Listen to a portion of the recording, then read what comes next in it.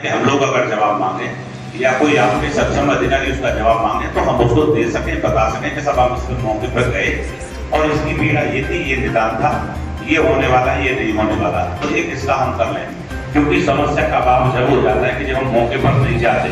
तो निश्चित तो समस्या का समाधान नहीं निकलता। दूसरा, सरकार की जितनी भी योजनाएं वो जनता तक नीचे पहुंचे। मैं समझता हूं जैसे राशन कार्ड सरकार की मंशा है, प्रत्येक गरीब व्यक्ति को लगातार सरकार, केंद्र और प्रदेश की सरकार ने दोनों ने मिलकर के बहुत में कोविड के समय से लेकर के अब तक मुफ्त राशन देने का काम कर रही है। मेरा आप सभी से विशेष कहना है कि चाहे राशन कार्ड हो, हमारी पेंशन हो, जितनी भी सरकार की योजनाएं चल रही हैं, आप एक कैंप लगा करके जब भी हम पे समय हो, समय के हिसाब से, तो हम तहसील में बैठे तो तहसील का काम देख रहे, फिर उसके बाद हम पे जैसे ही समय बचता है तो कम से कम हम न्याय पंचायत वाइज एक कैंप लगा लेंगे। क्योंकि मैं समझता हूँ बहुत सारे लोग ऐसे भी हैं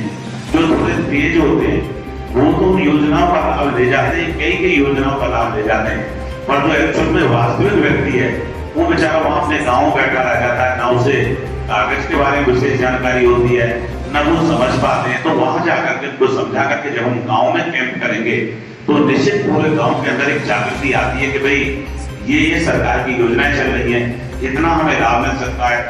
दूसरा, हमने प्रत्येक ग्राम पंचायत पर जो सचिवालय बनवाए,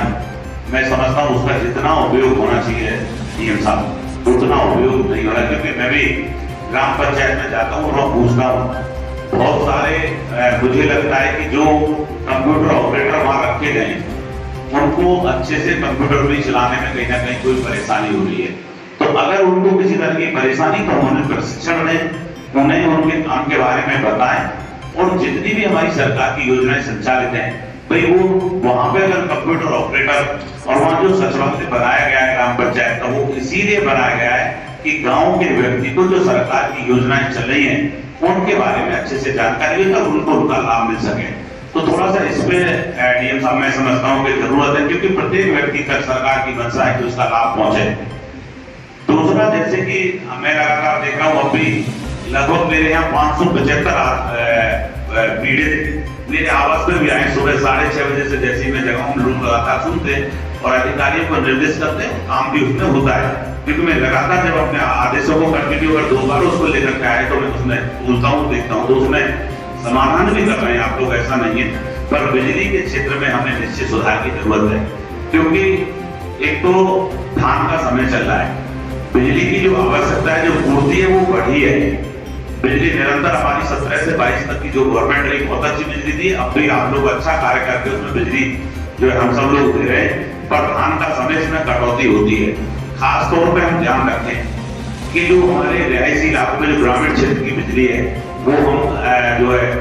समय पर दें। तो खाने के समय हम ध्यान रखें, क्योंकि ज्यादातर लोग फोन करते हैं, कई जगह कटती है तो बेचारे जो परेशान होते हैं वो फोन करते हैं, तो इसमें सुधार की जरूरत है। दूसरा, हम जो कनेक्शन काट रहे हैं,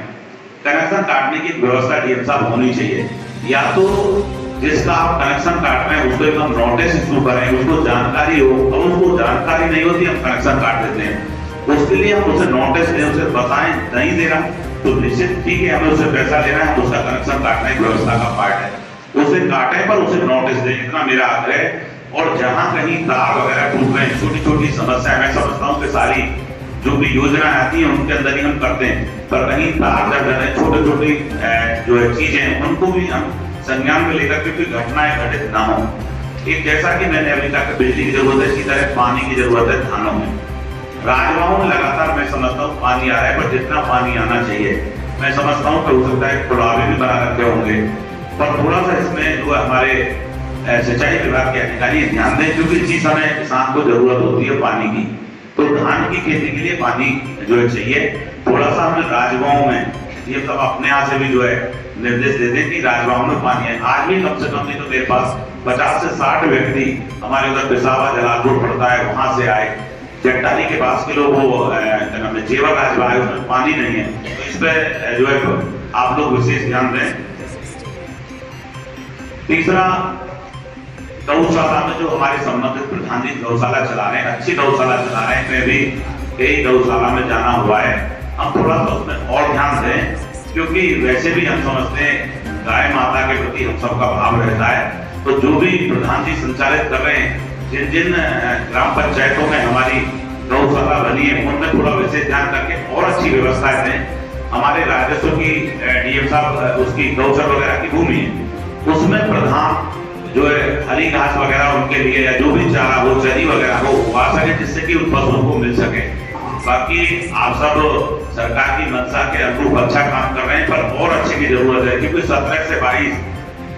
हमारी सरकार रही और फिर दोबारा 22 से जनता जनार्दन ने अवसर दिया, क्योंकि हमारा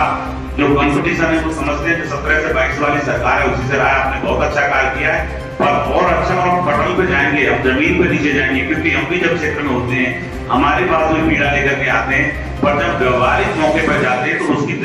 दिशा दूसरी होती है। तो मेरा आप सबसे विशेष आग्रह है कि चाहे लेखपाल हो, चाहे हमारे सेक्रेटरी भी खासतौर पर, क्योंकि मैं भी प्रधान रहा हूँ गाँव का, आप या तो प्रधान जी के घर जाते और वहीं बैठ करके सारी कार्य योजना 5 साल की वहीं से बना करके ले आते हैं। मैं समझता हूँ प्रधान जी में क्या होता है कि प्रधान ही छोटे स्तर का चुनाव है, प्रधान जी अपने हिसाब से कहते हैं कि इस पक्ष ने मेरी मदद नहीं की, इसने मुझे वोट नहीं दिया, तो चाहे वहां कीचड़ हो रही है पर वहां रास्ता नहीं बनेगा। मेरा आप सबसे विशेष कहना है कि पूरे गांव में घूम करके ये कर लेंगे, 1 2 3 करके उसे हम फीड कर लेंगे, कहाँ जरूरत है कहाँ जरूरत नहीं है। अगर वहां पैसा लगेगा तो निश्चित उसका अच्छा होगा। जहाँ खंडा बने हुए, कई बार जहाँ रोड बनी हुई है कंटिन्यू उसी को बनाते रहते, तो इसमें जानते हैं, इतना ही मेरा कहना था। डीएम साहब वैसे तो जिले के मुखिया हैं, पर तहसील खैर में आए, मैं उनका भी बहुत बहुत स्वागत और धन्यवाद देता हूँ। बहुत बहुत अच्छी बात है कि जिलाधिकारी बैठे तो निश्चित सभी नीचे के अधिकारियों में हमारे कप्तान साहब बैठे, तो पुलिस विभाग के सभी अधिकारियों में ऊर्जा का संचार होता है। बहुत बहुत